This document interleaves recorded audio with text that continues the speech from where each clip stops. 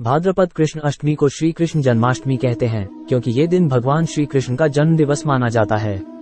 इसी तिथि की घनघोर अंधेरी आधी रात को रोहिणी नक्षत्र में मथुरा के कारागार में वसुदेव की पत्नी देवकी के गर्भ से भगवान श्री कृष्ण ने जन्म लिया था। ये तिथि उसी शुभ घड़ी की याद दिलाती है और सारे देश में बड़ी धूमधाम से मनाई जाती है। जन्माष्टमी के दिन भगवान श्री कृष्ण की जन्म संबंधी कथा भी सुनते सुनाते हैं, जो इस प्रकार है। द्वापर युग में भोजवंशी राजा उग्रसेन मथुरा में राज्य करता था।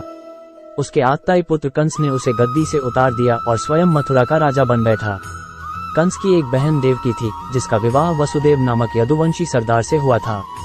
एक समय कंस अपनी बहन देवकी को उसकी ससुराल पहुंचाने जा रहा था।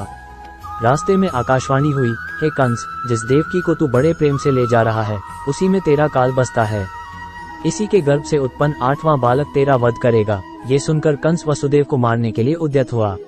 तब देवकी ने उससे विनयपूर्वक कहा, मेरे गर्भ से जो संतान होगी उसे मैं तुम्हारे सामने ला दूंगी।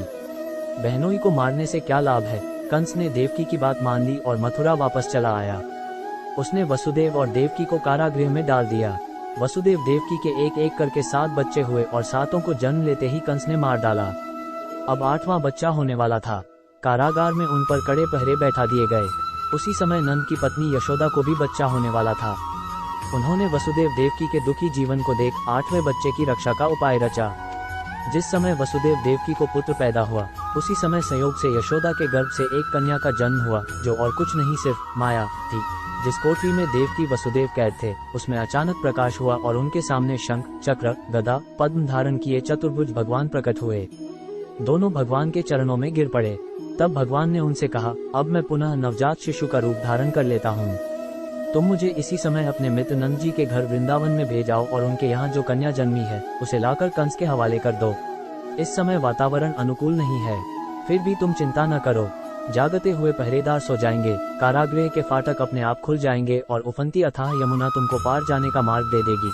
उसी समय वसुदेव नवजात शिशु रूप श्री कृष्ण को सूप में रखकर कारागृह से निकल पड़े और अथाह यमुना को पार कर नंद जी के घर पहुँचे। वहाँ उन्होंने नवजात शिशु को यशोदा के साथ सुला दिया और कन्या को लेकर मथुरा आ गए। कारागृह के फाटक पूर्ववत बंद हो गए। अब कंस को सूचना मिली कि वसुदेव देवकी को बच्चा पैदा हुआ है। उसने बंदीगृह में जाकर देवकी के हाथ से नवजात कन्या को छीनकर पृथ्वी पर पटक देना चाहा, परंतु वह कन्या आकाश में उड़ गई और वहां से कहा, अरे मूर्ख, मुझे मारने से क्या होगा? तुझे मारने वाला तो वृंदावन में जा पहुंचा है। वो जल्द ही तुझे तेरे पापों का दंड देगा। ये है कृष्ण जन्म की कथा।